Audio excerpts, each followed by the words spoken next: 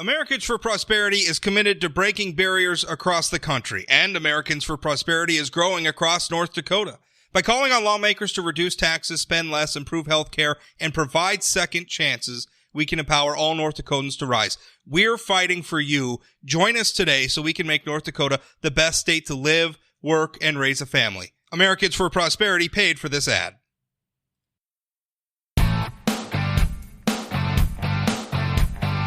North Dakota Superintendent Kirsten Baesler joins me now. Kirsten was first elected in 2012. She was reelected in 2016 and now is seeking a third term as North Dakota's superintendent. I guess the full term is Superintendent of Public Instruction. She's seeking another term in 2020. In North Dakota, officially, the superintendent is a nonpartisan position, but Kirsten, you've sought and received the endorsement of the North Dakota Republican Party, and traditionally, Democratic superintendents do. Your predecessor, Wayne Sandstead, long received the endorsement of the North Dakota Democratic Party. So that's pretty traditional, even though it's a nonpartisan office. But you'll be seeking the endorsement from the Republicans again this year, I imagine. Tell us about your campaign. Why did you want a third year? Or third term, I should say. Third term, because I didn't get everything done that I wanted to get done in my first 2 years. No, that's kind of a short answer. But truly, when you make these decisions in any position and any role that I've had, I really always reflect to say, what have I accomplished? Am I still excited about going to work? Do we still have work to do? Do we still have good things that can be done? And am I still effective in this role that I have? And so that's just been the way that I've made those decisions, my career decisions throughout this is my 31st year in education. And so that's how I've made the decisions in the past. And that's how I approach this decision as well. It's like, have we been doing good work? Is there still more work to be done? And am I still effective in the role? And so when I was able to answer those first three questions with yes, then I went to the next set am I still happy doing this work? Is it still exciting to me? And do I still love the work that I do? And how does this fit with my family? And so when I was able to answer the first three questions with a positive yes, I went to those and I was really able to answer those next set of questions as an absolute yes. I still truly love and passionate about the work that I do for the 120,000 students in our state and their families. And I still really believe that I am effective, and my family was very supportive of it. So when I had all those things in place, that's when I decided to run for another term. Well, let's talk about the last, it'll be 8 years at the end of your current term at the end of the year. So the last two terms in office, what have you accomplished? What can you point back to and say, this is what I did for you, North Dakota?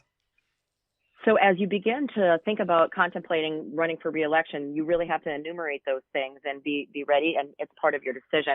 And as I sat down and made the list, I am very, very proud of the work that our team did at the Department of Public Instruction. It's been an incredible 7.5 years, or 7 years and 3 months right now. The team that we built is an amazing set of people. They are the majority of our team here are former teachers themselves. Some are principals, some are former superintendents, and they've all come to work at the Department of Public Instruction to make a difference for kids. They all were happy in their former positions, but they saw the work that we were doing at the department, and it's because of that team effort that I think we've been able to accomplish so much. The very first thing that I really had to do, though, in my first couple of years was to really get a handle on the operations of the office and really make it, bring it up to date is how I guess would best say it. And so we, at the first year that I was here, we had employees scattered all over office space in the Capitol and throughout the capital city of Bismarck. And so what we began doing is bringing people together. So we brought all of our employees to the office space in the Capitol, which saved us thousands of dollars in rental fees each year. And then I started to look at the efficiency of our operations. How could we do what we needed to do and become more efficient in those operations? And so over the course of the first term, as people retired or moved on to other positions or moved because of family reasons, we were really able to consolidate and make our operations more efficient, which has allowed us to decrease the number of employees by over 10%, from over 100 FTEs when I first took office to 88 employees this year. And as I mentioned, just a crackpot, they're just top-notch don't call them crackpots. I won't call them crackpots. I understand what you're saying. True. I do that all the Thank time. you. Yeah. Do you? They are just a crackerjack team, as I guess is what I was There we trying go. to That's say. what. Yeah, there we go. There you go. And so we've been able to do that with no increase in our base salary, our operations budget for the past decade. So that's kind of the internal operations, and that's what we had to do. Set work to do that first couple of years. So then we get that team in place, we get the efficiencies underway, and we begin our mission of why we exist. And we exist truly in this state to make sure that our students and their families are able to make their students' dreams come true. I have a sign in my office that is it's an etching on the wall that asks the question, "How are the children?" And there is an understood and often repeated sentiment in this office that the reason that we pull into the parking lot every day at the Capitol is to make sure that our students have what they need to make their dreams come true and be everything they can be. And so we set forth a culture here that is based on three pillars: build relationships, cultivate opportunity, and inspire growth. So we set about making sure that we built the relationships for a time. Well, when I was a teacher, when I was a building principal, and when I was a school board president, when I would hear from the Department of Public Instruction, my first reaction would be, when I saw the letter or the email, is like, "Oh geez, what did we do wrong?" So we had to recreate our culture of making sure that we are building relationships and helping our citizens and our school community, our education stakeholders understand that we're here to help them. That rather than not wanting to hear from us, that we became the first people they call when they had a question or they needed assistance with something. And so because of that relationship building, we were able to cultivate opportunities with both public and private sectors for our school districts to take advantage of. And through that, we've increased our graduation rate over the last 7.5 years. We've saved our families more than $4 million in college tuition by bringing college credit courses to our high school campuses. This allows our students to take both classes that give them both high school credit for math, English and science, and computer science, and earn college credit for those, getting a jump start on those college credits. Tell me how much family. I mean, and by the way, I should say my daughter took college credit courses at Minot High School and she's now at Bismarck State College pursuing a degree in nursing.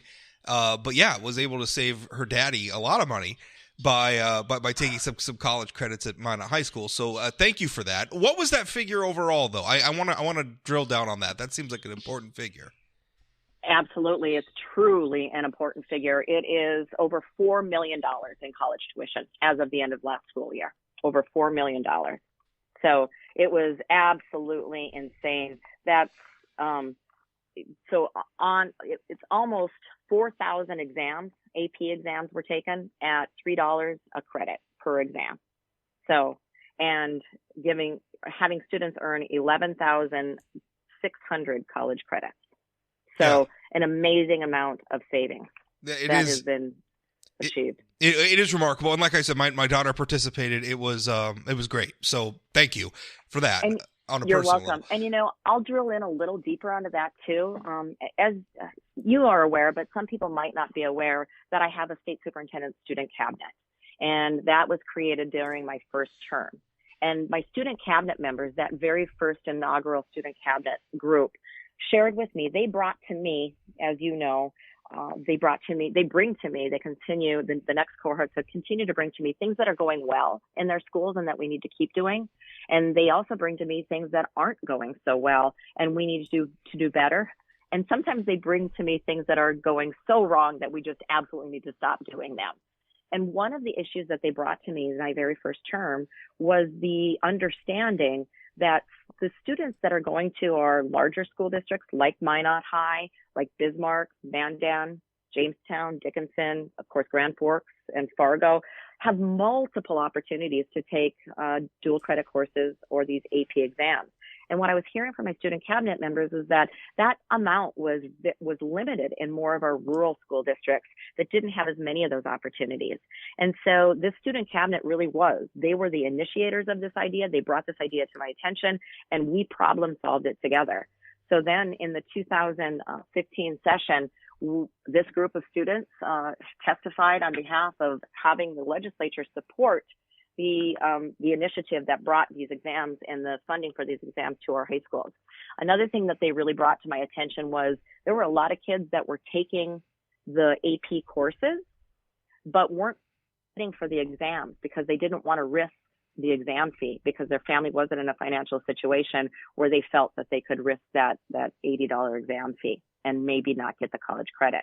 And so the legislature really stepped up and said, you know what, every student in the state can take at least one AP exam to earn college credit, and the state will pay for it. So those students that are in low socioeconomic families can take up to 4 exams for free. And if they pass it, it's reimbursed by the state. So I think that was a major shift in allowing more students the opportunity and access to being able to earn college credit. Then, of course, we had a partnership with Exxon XTO that helped us train the teachers, and our teachers then from all over the state, and even in our small rural school districts, were trained on how to actually make sure that their kids were successful in these AP courses in computer science, English, and math. And more of our kids have taken the exams and passed, which resulted in all of the savings. Let's talk about, I mean, it's a great resume. Let's talk about one of what I perceive to be, and maybe I'm wrong, but what I perceive to be one of the big challenges of your first 2 terms in office, you're completing your second term now, was really the fight over Common Core and standards. I mean, that was a very hot button issue in multiple legislative sessions during your tenure. Where does that issue set now, and do you feel good about where we're at on that situation? I do. That's a very good question. Yes. When I took office in 2012, we realized that our students and parents weren't getting the truth about how prepared their students were for life after high school. There's what I call the honesty gap, and that bar was set too low. So in 2014, we raised the bar to better prepare our young people for the real challenges that they would face and work in college. And when we did that, there was a very big struggle that centered on the Common Core standards. And it was a challenge that I had absorbed and inherited those standards. And I realized soon into that first term that it wasn't implemented. They weren't adopted in a way that I operate. I begin to start partnerships from the very beginning. I don't make a plan and ask other people to buy into it. And so I realized this is what we had, but it is not the way that we should do business in North Dakota. So in 2016, in the summer of 2016, I brought all the North Dakota teachers together. Any North Dakota math or English teacher that wanted to serve on this rewriting of the standards, anybody that applied, anybody that wanted to, we accepted all of them. And our North Dakota math and English teachers came together for the next 8 months and looked at the current standards and made the changes that they felt were necessary to make sure that they were meeting the needs of North Dakota students based on what our educators felt and what our families were telling them. And we then adopted new standards in the spring of 2017. So I feel that our teachers now are really able to focus on teaching rather than trying to explain standards that aren't ours. So I really, truly am so proud of the teachers in the state and their work and their effort to do that. I know some teachers were like, oh, goodness, we don't want to change again. But in the end, I feel like everybody feels that we have a better set of standards. And I know fully, and the teachers know fully, that they were standards that were written by North Dakota teachers with North Dakota students and families in mind. I know you mentioned, to me, outcomes are always the most important thing. I mean, it's great to have a more efficient office. It's great to have increased graduation rates. It's great to be saving money and have more kids taking college tuition.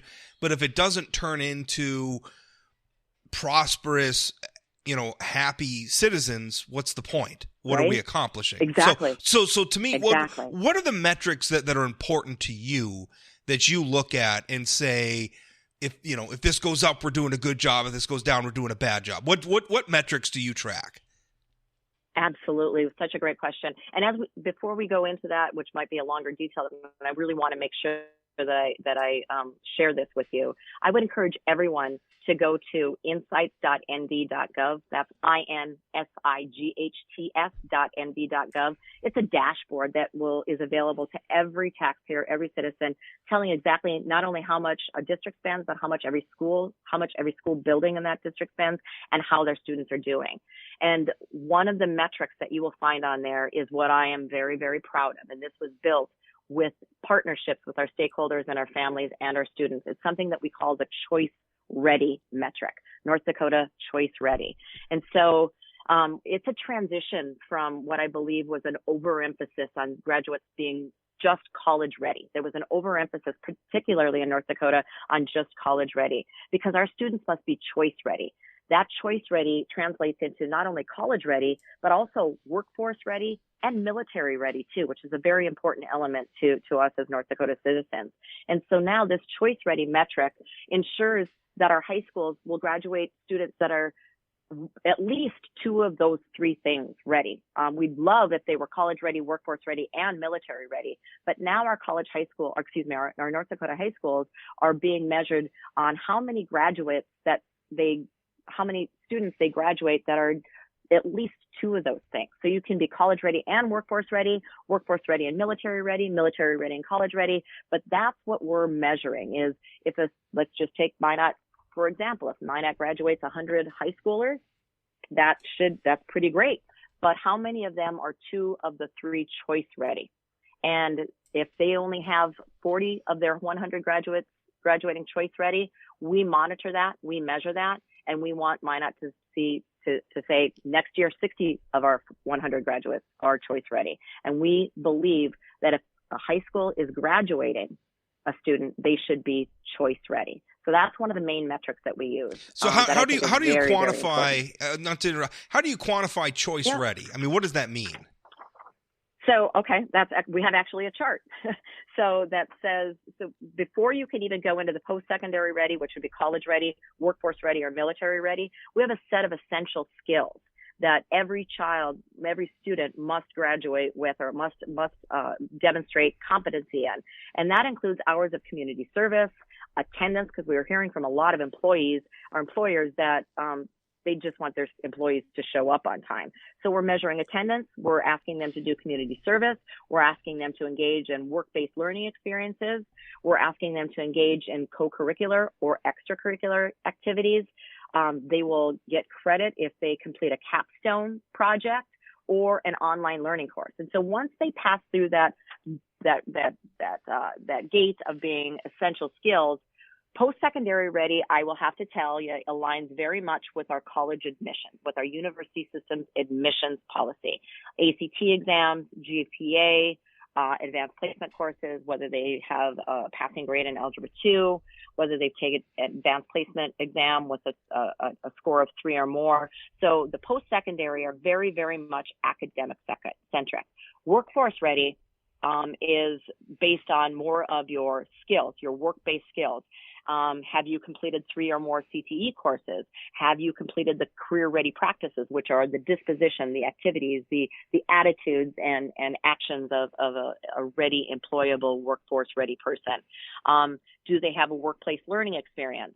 Have they taken a technical assessment or industry credential exam? Those are the things that indicate whether you're workforce ready.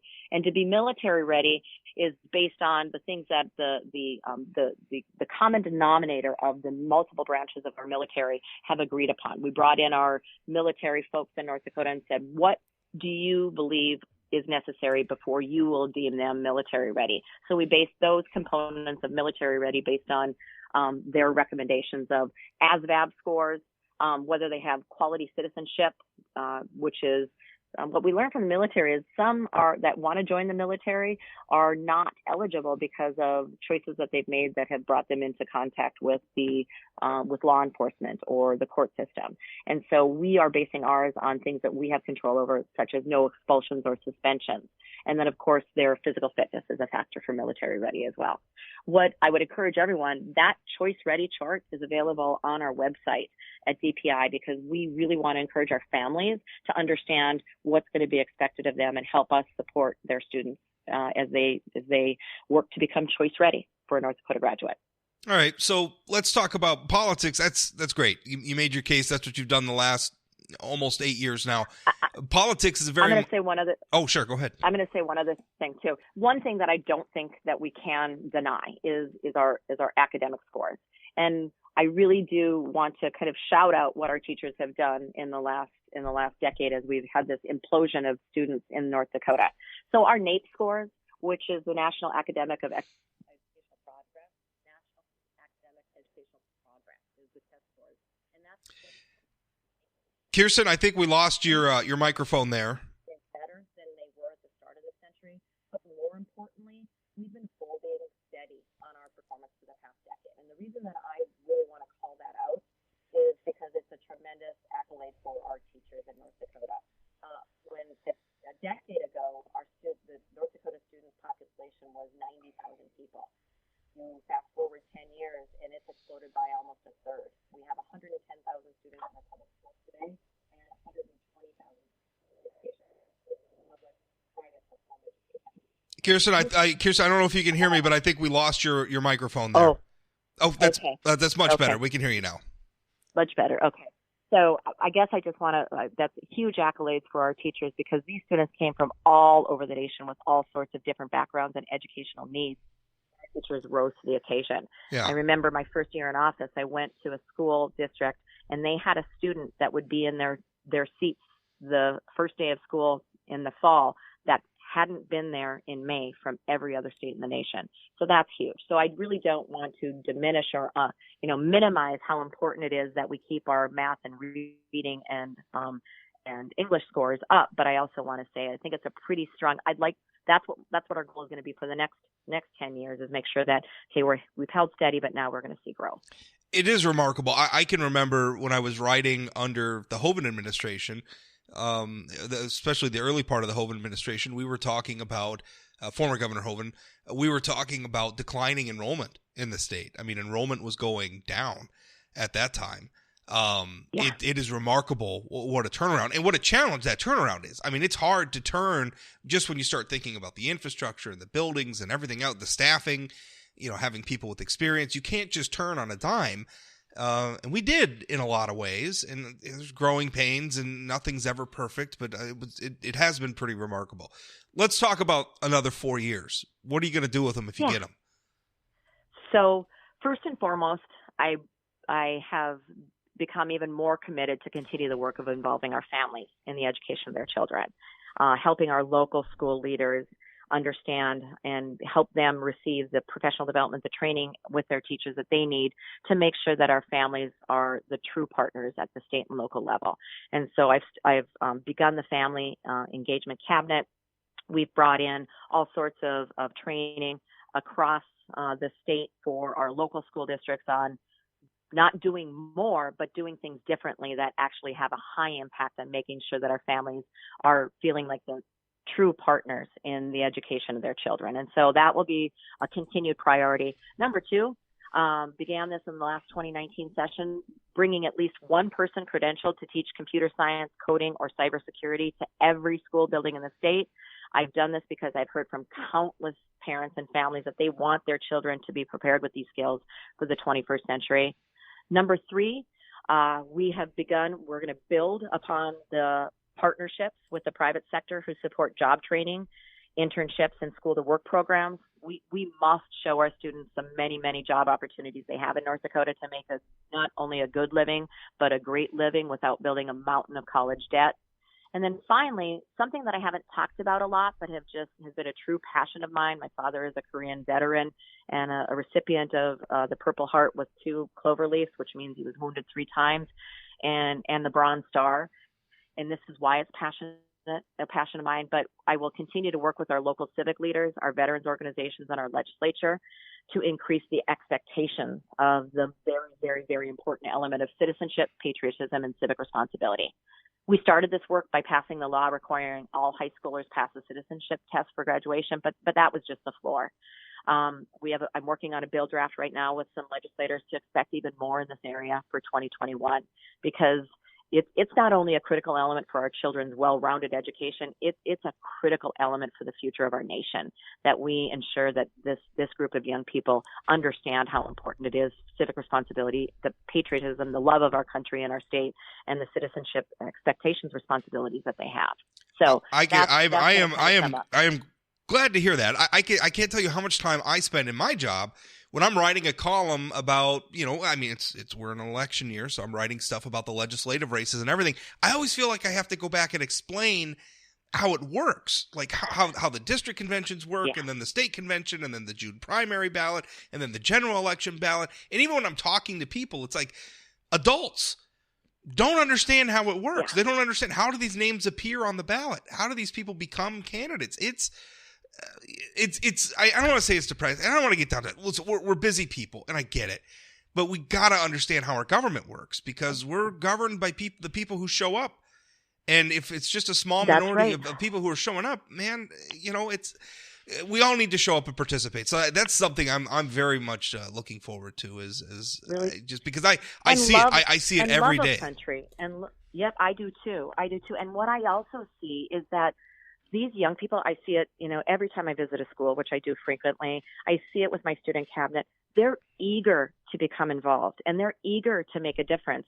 But it really is up to us as adults to show them the correct and positive way that they can do this, and the impact that they can have with their voice, but to do it appropriately, and to do it within the confines of not just being angry, but being effective and impactful. So they're really eager to become involved, and it's truly a passion of mine, and I'm really excited about this element of it. And the kids that I hang out with that are in North Dakota, they want to be involved, and they're very, very, very, I would say, appreciative of being asked what their opinion is. So let's make sure that we ask them, and then show them how they can appropriately engage in the process. With the Greta Thunberg thing, I had a bunch of, I wrote some provocative things about that situation and my attitudes about young people voting, which are, I don't know, they are what they are. We don't need to have that debate. Now, it is interesting how many people seem to think, I think the two are linked, because people talk, why is everybody so angry right now, right? You see those headlines everywhere.